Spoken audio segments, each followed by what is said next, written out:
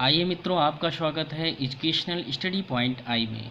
तो educational study point में हम आपको पढ़ा रहे थे आधुनिक भारत का इतिहास। आधुनिक भारत के इतिहास में सबसे पहले हमने आपको इससे पहले की वीडियो में हम आपको बताए थे कि सामान्य परिचय कि किस तरह भारत में विभिन्न यूरोपीय कंपनियां, यूरोपीय देश किस प्रकार आए और कैसे उन्होंने शुरुआत की। आधुनिक भारत कहाँ से माना जाता है कि कैसे भारत की खोज की पुर्तगालियों ने, यूरोप के रहने वाले पुर्तगालियों में वास्को डी गामा ने। फिर हमने बताया था किस क्रम से सबसे पहले कौन पढ़ना है। तो सबसे पहला प्रकरण आपका आता है यूरोपीय कंपनियों का भारत में आगमन। 1498 ईस्वी में सबसे पहले पुर्तगाली वास्को डी गामा प्रवेश करता है। वहीं से हम शुरुआत करते हैं। आइए चलते हैं। सबसे पहले हम चलते हैं यूरोपीय कंपनियों का भारत में आगमन की ओर। तो आगमन की ओर चलें तो भारत में देखा जाए, भारत में यूरोपीय कंपनियों के आगमन का क्रम किस प्रकार रहा है। तो आप जानते हैं मुख्यतः 5 कंपनियां या 5 देशों की कंपनियां जो हैं, सबसे पहले भारत में मुख्य रूप से उन्होंने रोजगार किया, यहाँ पर व्यवसाय किया और शासन करने के लिए उन्होंने अपने अथक प्रयास किए। और इस प्रकार सभी लोगों से एक अपील है कि इस वीडियो को एक बार आप अवश्य वॉच कर लेना, ताकि आपको ये पता चले कि किस तरह के हमें इतिहास को समझकर आगे चलना है और हम प्रतियोगी परीक्षाओं में अपनी बुलंदियों को अवश्य छुएंगे। लेकिन आप लोग क्या करते हैं, अक्सर हम लोगों ने देखा है कि जब आप याद करते हैं किसी भी प्रकरण को, किसी भी संबंधित तिथि को, और किस में कौन सा युद्ध किसके साथ हुआ या कौन सा कोई भी व्यक्ति कब वो भारत में आया, कौन सा वायसराय, कौन सा, इस प्रकार आपके मन में कई सारे सवाल होते हैं और आप चाहते हैं, आप समझते हैं हमने सब याद कर लिया, और वो सब धीरे धीरे भूल जाता है। लेकिन अगर जैसे क्रमवार हम पढ़ेंगे और तिथि के अनुसार बाकायदा हम पढ़ते चले जाएंगे और इसको समझते चले जाएंगे, बिल्कुल कहानी की तरह अपने मस्तिष्क में बिठाते चले जाएंगे, क्योंकि बुलंदियाँ वही छूते हैं जो लगातार अपने काम में, अपने लक्ष्य को प्राप्त करने के लिए हमेशा लगे रहते हैं। तो प्लीज़ आप लोग इसको अवश्य देखना। आगे चलते हैं। यूरोपीय कंपनियों के आगमन का क्रम। तो सबसे पहला तो यही प्रश्न आपको कंफ्यूज करता है कि कौन सी कंपनी पहले आई, कौन सी कंपनी बाद में आई। तो आपको देखना है, सबसे पहले पुर्तगाली 1498 ईस्वी में आए थे, क्योंकि आपने देखा था वास्को डी गामा। और दूसरी आने वाली कंपनी, हम लोग कंफ्यूज होते हैं कि ब्रिटिश है, लेकिन दूसरी आने वाली कंपनी डच है, जिसे हम हॉलैंड कहते हैं, जो 1602 ईस्वी में आई थी। तीसरी कंपनी देखी जाए ब्रिटिश है, जो 1608 ईस्वी में आई थी। और उसके बाद देखी जाए चौथी कंपनी डेनिश यानी डेनमार्क होती है, जो 1616 ईस्वी में आई थी। और अंत में आने वाली कंपनी जो थी या जो देश के लोग थे, वो 1664 ईस्वी में फ्रांसीसी थे। तो इस प्रकार ये 5 मुख्य कंपनियां या मुख्य देश के लोग यहाँ भारत में आए। इन्होंने अपना व्यापार किया और साथ में शासन करने का भी प्रयास किया। उसमें देखा जाए सबसे प्रबल अगर जो कोई था तो ब्रिटिश थे। आइए इनका भी हम चर्चा पढ़ेंगे कि क्रमवार की किस तरह कौन कौन कैसे आया, कैसे कैसे उन्होंने व्यापार या शासन या देश के लिए क्या किया, या देश में उन्होंने क्या क्या किया। इसको आप एक कहानी की बात अपने मस्तिष्क में आत्मसात करते जाएंगे, समझते जाएंगे और एक कहानी की बात समझेंगे। तो आइए चलते हैं। सबसे पहले पुर्तगाली यानी पुर्तगाल 1498 में सबसे पहले आने वाले पुर्तगाली थे। आपको हमने सबसे पहले बताया था 1498 में। और अगर जो इसे एक बार रिकॉल करिए, फिर से आप अगर जो पढ़ने का प्रयास करिए, सबसे पहले पुर्तगाली थे 1498 में। और दूसरे कौन थे? दूसरे आपके थे कौन? डच थे, जो 1602 ईस्वी में आए थे। और तीसरे कौन थे? ब्रिटिश थे, जो 1608 ईस्वी में आए थे। और चौथे थे डेनिश, जो 1616 ईस्वी में आए थे। अंत में फ्रांसीसी, जो 1664 में आए थे। इसको भी सबसे पहले क्रम से आपको याद कर लेना होगा और इसको समझ लेना होगा कि कौन कौन से क्रम में कौन है। और जब क्रम हो जाएगा तो सबसे पहले पुर्तगाली। तो आइए चलते हैं इनके बारे में। तो आप जानते हैं पुर्तगालियों के आने वाले व्यक्तियों के नाम। सबसे पहले जो पुर्तगाली जो व्यक्ति यहाँ भारत में वायसराय बनकर या एक यात्रा के माध्यम से यहाँ इस भारत में पहुँचे या भारत आने का प्रयास किया, उनके नाम हम क्रम से पढ़ लेते हैं। तो उसमें सबसे पहला नाम आता है, यहाँ पर स्टार लगा है तो आप समझ लेना, ये बार्थोलोमा डियाज। ये हम आपको स्पष्ट कर रहे हैं, बार्थोलोमा डियास ये भारत में नहीं पहुंचा था, लेकिन सबसे पहले चलने वाला पुर्तगाल से भारत की ओर बार्थोलोमा डियास था। दूसरा अगर जो नाम देखा जाए, आप भली भांति जानते हैं, वास्को डी गामा था, और आप जानते हैं ये पहुंचने में भी सबसे पहले सफल भी रहा था। कब? 1498 ईस्वी में। तीसरा है पेड्रो अल्वेज कैब्राल, और चौथा आपका है Francis de Almeida. Francis de Almeida जो था ये पहला पुर्तगाली वायसराय था। इसको भी आप समझेंगे, आगे हम आपको पूरी चीज़ें बताएंगे। फिर है पांचवा Alfonso de Albuquerque. Alfonso de Albuquerque ये भी बहुत प्रबल था, और ये भी सन 1509 ईस्वी में आया था, और इसने 1510 ईस्वी में जो है बीजापुर का क्षेत्र कुछ जीता था उसने। आगे चलते हैं, गोवा जीता था। और नीनो डी कून्हा ये 6ठे नंबर के आने वाले हैं। गार्सिया डी नोरन्नो जो कि 7वें नंबर में है, और 8वें हैं अल्फांसो डिसूजा। तो इस प्रकार 8 आपके जो हैं ये पुर्तगाली जो हैं यात्री आए थे, और इसमें कुछ ऐसे थे जो वायसराय बनकर आए थे। तो इसमें हम चलते हैं सबसे पहले बार्थोलोमा डियास। तो पहले हम पुर्तगाल की कहानी को समझते हैं कि कैसे पुर्तगाली लोग भारत में आए और कैसे उन्होंने किया। तो आइए, इससे पहले हम एक बार फिर रिवाज कराते हैं आपको। पुनः एक बार हम आपको बताते हैं, मान लिया ये पृथ्वी है, यहाँ पर एशिया महाद्वीप है, ये यूरोप महाद्वीप है, ये उत्तरी अमेरिका महाद्वीप है, ये दक्षिण अमेरिका महाद्वीप है, और ये अफ्रीका महाद्वीप है, और ये आपका ऑस्ट्रेलिया महाद्वीप। तो यहाँ पर देखा जाए स्पेन से जो चला था एक नाविक जो जल मार्ग के रास्ते, वो था आपका कोलंबस। अब कोलंबस जो चला था वो भारत के लिए निकला था, जबकि पुर्तगाल देश के लिस्बन शहर से, लिस्बन शहर है यहाँ पर, लिस्बन बंदरगाह भी है। इस लिस्बन बंदरगाह से, इस लिस्बन बंदरगाह, लिस्बन जो पुर्तगाल की राजधानी है, लिस्बन बंदरगाह से ये चला, ये अमेरिका को निकला था। लेकिन इन दोनों का मार्ग जो है यहाँ से अलग हो गया। ये जो कोलंबस था वो इधर को मुड़ लिया, और जब इधर को मुड़ा तो ये प्रशांत महासागर होते हुए अमेरिका को पहुंचा, और इसने अमेरिका की खोज, और 1494 ईस्वी में इसने अमेरिका की खोज कर ली थी। और जो कोलंबस था वो निकला था आपके अमेरिका के लिए, लेकिन वो इधर को मुड़ा और ये पहुंच गया सीधे भारत की ओर। इस प्रकार भारत में 1498 ईस्वी में केरल के कालीकट के बंदरगाह पर पहुंचा था, और वहाँ पर जो वहाँ के राजा, जिनकी एक उपाधि होती थी जुमारिन, वहाँ पर इसके मिला उससे। लेकिन हमें बात ये समझनी है कि 1486 ईस्वी में सबसे पहले चलने वाला व्यक्ति जो था वो था बार्थोलोमा डियास। बार्थोलोमा इस पुर्तगाल से बार्थोलोमा डियास था। लेकिन वो यहाँ जब अफ्रीका में आता है, तो अफ्रीका में यहाँ पर पहुँचने के बाद यहाँ पर एक देश पड़ता है मेडागास्कर। तो मेडागास्कर जब पहुँचता है तो मेडागास्कर में पहुँचकर ये सीधे यहीं से वापस चला जाता है, अर्थात ये भारत को ना जाकर मेडागास्कर तक ही आता है, लेकिन ये चला भारत के लिए था। तो इस प्रकार आप समझ गए कि कहानी कहाँ से शुरू होती है। कहानी शुरू होती बार्थोलोमा डियास से, बार्थोलोमा डियास से शुरू होती, लेकिन वो भारत के लिए निकला था, लेकिन पहुंचा नहीं, रास्ते से ही वापस चला आया था। लेकिन जो आपका वास्को डी गामा है वो सीधे पहुंचता है भारत को। आगे चल, तो वही यहाँ पर लिखा है, देखो जरा समझिए। बार्थोलोमा डियास पहला आपका यात्री था जो पुर्तगाल से आया था। 1486 में पुर्तगाल से भारत के लिए रवाना हुआ, जो अफ्रीका महाद्वीप के मेडागास्कर देश पहुंचा, और वहीं से वापस चला गया, जो भारत नहीं पहुंचा। तो आपने सबसे पहले समझ लिया है बार्थोलोमा डियास जो भारत के लिए निकला था, लेकिन वो भारत ना पहुंचकर मेडागास्कर से ही वापस चला जाता है।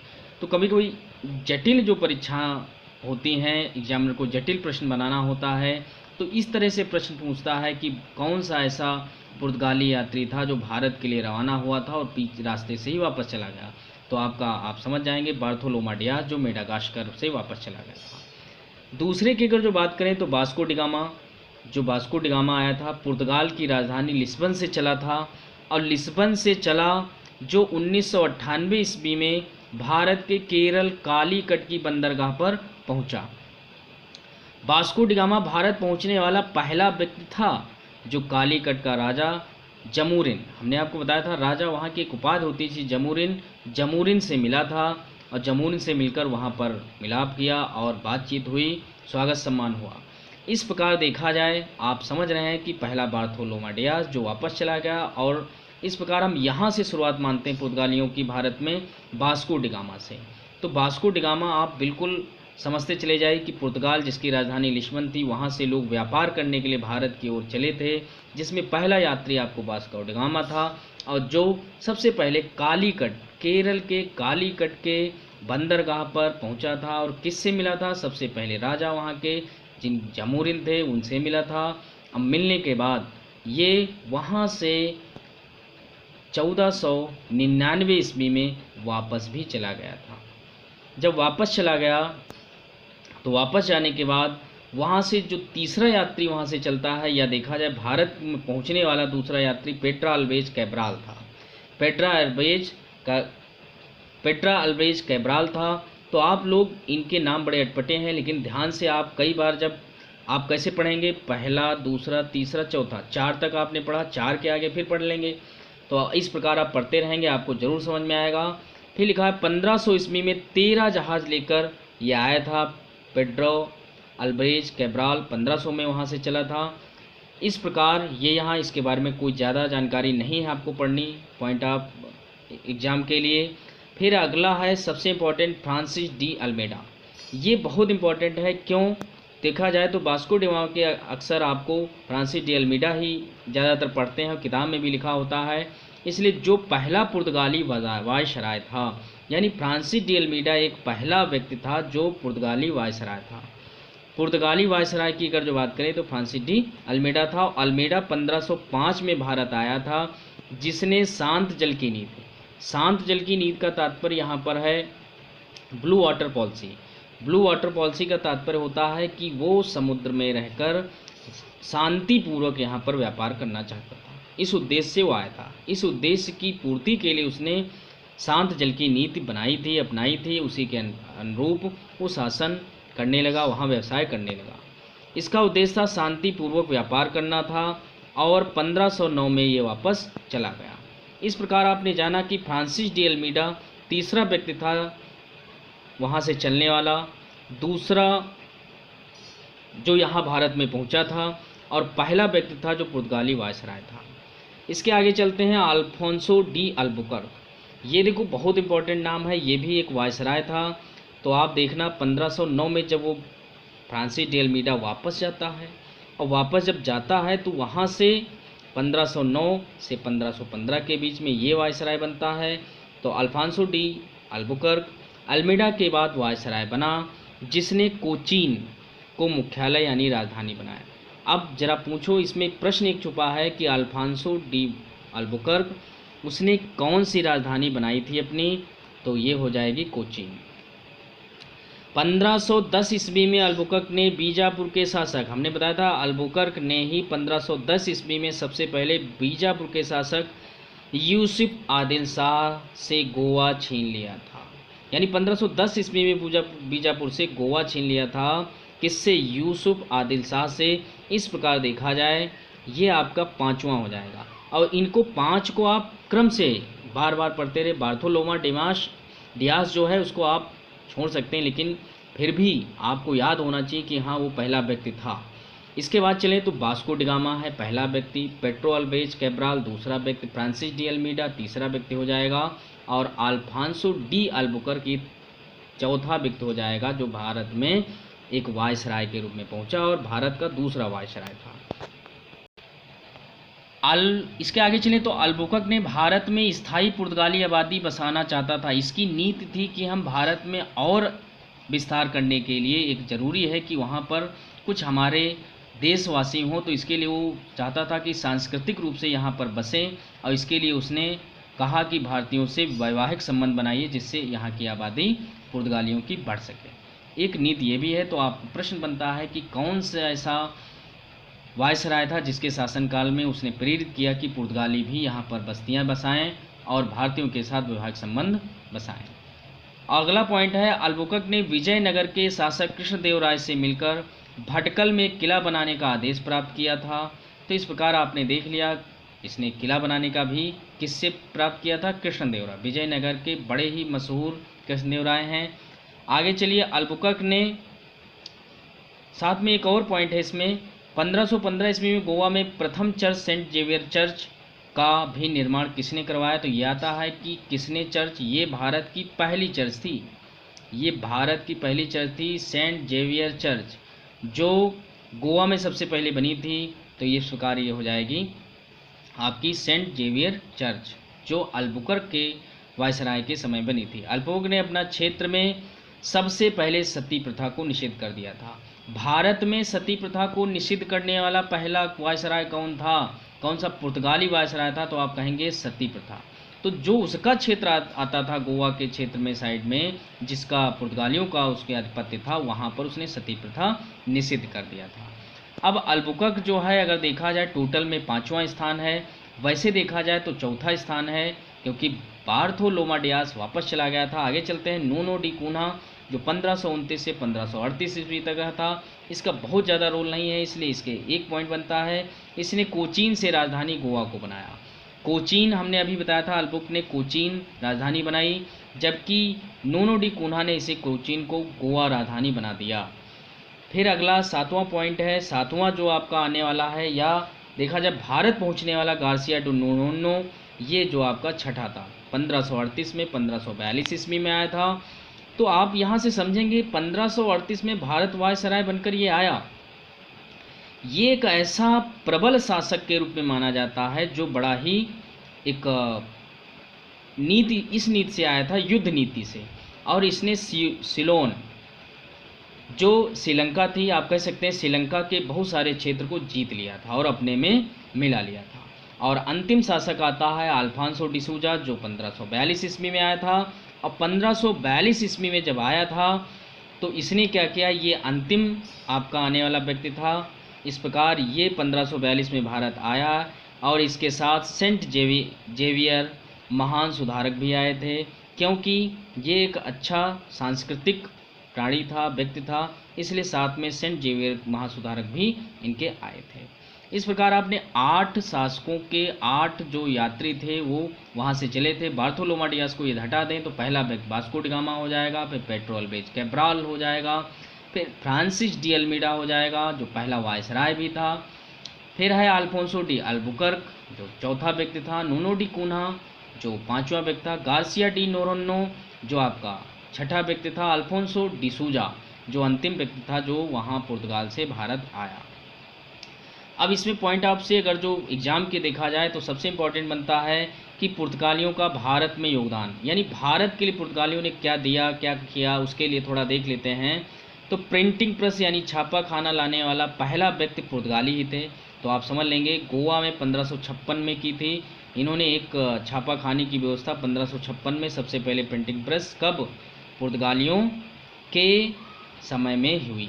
और दूसरी जो तंबाकू जो आई है, तंबाकू भी जो जिसके कारण बहुत खतरा हो रहा है आज, ये बहुत भारत के लिए कष्टदायी हो गया है तंबाकू, ये पुर्तगाल से ही आई थी।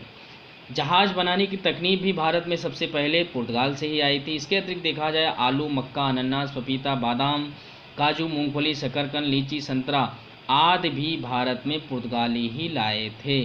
तो ये पॉइंट आपको कई बार प्रश्न पूछे जाते हैं, अच्छी अच्छी परीक्षाओं में इसी टाइप से प्रश्न बनते, तो हमें क्रम से सारी चीज़ें व्यवस्थित रूप से पढ़नी है ताकि एक कहानी के माध्यम से आपको समझ में आ जाए। और जब समझ में आ जाए तो इनको एक बार फिर से रिवाइज करेंगे, और रिवाइज करने के बाद जो आपको हमने बताया है, इनको जो इसके यात्री थे पुर्तगालियों के, उनको बार बार आपको ध्यान देना है। और इस वीडियो को आप पूरा वॉच करना, और एक बार वॉच करने के बाद दोबारा फिर अगर जो इसको देखेंगे तो 100% हम श्योरिटी लेते हैं आपको जो पुर्तगालियों से प्रश्न बनते हैं उसमें बहुत सारे प्रश्न आपके ऐसे ही हो जाएंगे। और क्रमवार आप समझते भी चले जाएंगे कि 1498 से 1542 ईस्वी तक जो भी घटनाएं हुई हैं, इसके अतिरिक्त और भी हुआ है, शासन चला है आगे तक।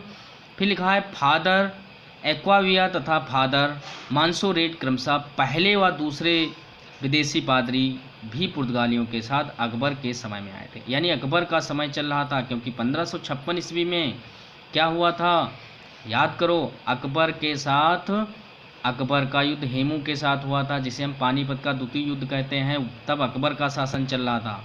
पुर्तगालियों के पतन का कारण, आखिर पुर्तगालियों का पतन क्यों हो गया, क्यों फिर नहीं आए? तो पुर्तगालियों की सबसे बड़ी बात ये थी कि पुर्तगालियों की नौसेना दक्ष नहीं थी।